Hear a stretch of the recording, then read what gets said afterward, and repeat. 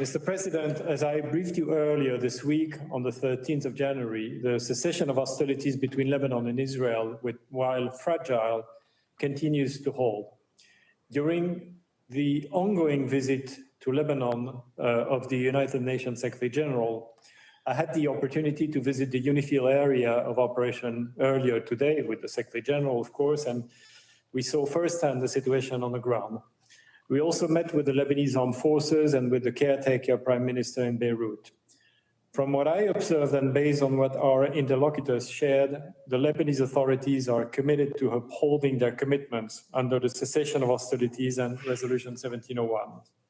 And I reiterate, the United Nations, including, of course, UNIFIL, is absolutely committed to supporting the parties in this regard. The Lebanese Armed Forces have deployed to 93 locations south of the Litani River as of 15th of January, compared with an estimated 10 locations on 27 November. UNIFIL has supported the Lebanese army in its deployment to many of these locations. As part of a plan to deploy an additional 6,000 troops south of the Litani, the Lebanese Armed Forces have recently deployed 262 newly recruited personnel to the South Litani sector, while another 673 recruits are undergoing training, and an additional 600 individuals are undergoing pre-recruitment screening. I acknowledge the efforts of the Military Technical Committee with the participation of several true contributing countries, which is also supporting the Lebanese Armed Forces in its recruitment and deployment efforts. To facilitate closer coordination with the Lebanese Armed Forces, UNIFIL has stationed a liaison officer at the LAF South Litani sector headquarters. With additional capabilities in the south and the renewed commitment from the Lebanese Armed Forces to fulfill their obligation under Resolution 1701, we expect further improvement in the collaboration with UNIFIL moving forward. We are encouraged to hear that a plan for a sequence withdrawal of the IDF and deployment of the Lebanese Armed Forces was presented at the meeting of the cessation of hostilities mechanism on the 6th of January. With 10 days until the end of the stated 60-day period for the withdrawal of Israeli forces from Lebanon. However, Israeli demolition of tunnels, buildings, and agricultural land continue. Some airstrikes have also been reported, as have ongoing violations of Lebanese airspace. In addition, UNIFIL continues to detect trajectories of projectile fired from south to north of the Blue Line, although at a much lower level compared to before 27 November.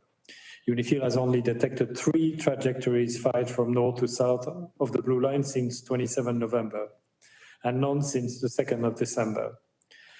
Noting that the Israel Defense Forces has stated that its actions are targeting Hezbollah assets and personnel, the continued presence of the Israeli Defense Forces in Lebanon is a violation of Resolution 1701. We urge the Israeli Defense Forces to withdraw from Lebanese territory, and certainly by the end of the period envisaged in the announcement of the cessation of hostilities. The last year has clearly demonstrated the significant presence of unauthorized armed personnel, assets and weapons related to Hezbollah and other non-state armed groups south of the Litani in blatant violation of Resolution 1701. Encouragingly, the Lebanese Armed Forces have shown increased resolve in dealing with these in recent weeks. The mission has itself located 116 caches of weapons and ammunition, including rocket-propelled grenade launchers, rockets, anti-tank mines, and rifles. It has also observed some potential tunnel and Hezbollah sites. In all these instances, UNIFIL has informed the Lebanese Armed Forces for their appropriate action. It is vital that the Lebanese authorities continue to actively fulfill their commitment under the Cessation of Hostilities Agreement and Resolution 1701. The Secretary General will, of course, underscore this message in his meetings with Lebanon's newly elected President, Speaker of Parliament, and designate Prime Minister in Beirut tomorrow. At the same time, UNIFIL is adjusting its posture and operational activities to support the cessation of hostilities in line with its mandate under Resolution 1701. And we certainly hope that with the new political dynamics, new political setup in Lebanon, More space and political support will be forthcoming to UNIFIL as we move forward for the force to fully fulfill its mandate. The mission is working with United Nations headquarters and troop contributing countries to deploy strengthened capacities in the areas of mine clearance, unexploded ordnance disposal, and engineering to clear roads and facilitate a return to full patrolling and monitoring functions across the area of operations. Meanwhile, UNIFIL is stepping up its operational activities in areas where the security situation allows. This includes areas further north of the Blue Line in Sector West. UNIFIL is now conducting an average of 50 operational activities and 28 logistic activities per day, compared with just 16 per day in total before 27 November.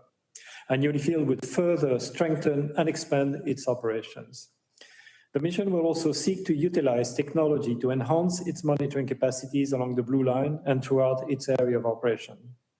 The acceptance by the parties of the use of technology in this regard will be testament to their continued commitment to uphold the cessation of hostilities and take real steps towards the full implementation of Resolution 1701. Furthermore, UNIFIL is continuously developing and fine-tuning its public messages to address mis- and disinformation and to bolster public understanding of its mandated function as part of an increasingly robust strategic communication strategy. Mr. President, UNIFIL monitors and reports on violations of Resolution 1701, and we will continue to report on such violation to this Council. With respect to the mechanism chaired by the United States with the participation of France, we urge the parties to utilize this forum as a means to resolve outstanding issues through coordination rather than unilateral action. In consultation with the parties, the US and France, UNIFIL is sharing information related to violations of Resolution 1701 with the mechanism with the consent of the parties. Critical to supporting the full implementation of Resolution 1701 is the mission's unrestricted freedom of movement and full access throughout its area of operations. Currently, 7 weeks since the cessation of hostilities came into effect, most contingents often remain confined to base and on occasion must seek shelter in bunkers due in particular to nearby IDF military activity or IDF advisory for UNIFIL to take shelter for their safety and security. A notable example of this occurred on 6th of January when UNIFIL personnel at Nakura headquarters took shelter for around 3 hours early morning while the IDF conducted demolitions nearby. That afternoon, the IDF commenced its withdrawal from locations around Nakura, coinciding with the meeting of the mechanism by UNIFIL, the afternoon of the 6th of January. UNIFIL's operational activities are further constrained through the presence of unexploded ordnance, IDF roadblocks at various locations and in the area of operation, and interference from local individuals. The mission has protested all restrictions of movement to the parties, and we will underscore these messages in our meetings with Lebanese officials this week.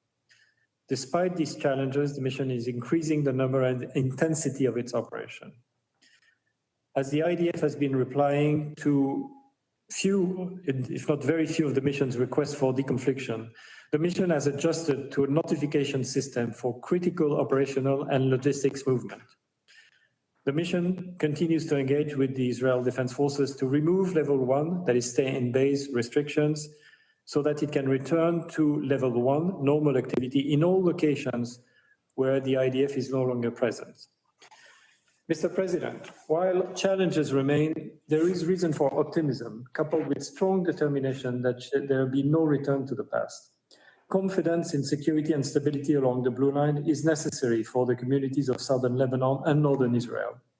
The ongoing returns of residents to southern Lebanon will continue as Israeli forces withdraw and as reconstruction efforts gather speed. And we note that Israel has also presented a plan for the return of its residents to communities close to the Blue Line in March 2025. The election of a new president in Lebanon, as well as the designation of a prime minister tasked with forming a new government, are very important steps towards the strengthening of state institutions and the extension of state authorities throughout all of Lebanon's territory. In this regard, unequivocal political and material support from the Lebanese authorities for the strengthened deployment of the Lebanese armed forces south of the Litani River will be vital Their ongoing support to UNIFIL actions will also be crucial. That is the support of the Lebanese authorities, the new Lebanese authorities. At the same time, we encourage renewed efforts, we encourage renewed support from the international community for these efforts. To those member states contributing troops to UNIFIL and UNSO Observer Group Lebanon, we again extend our most sincere gratitude.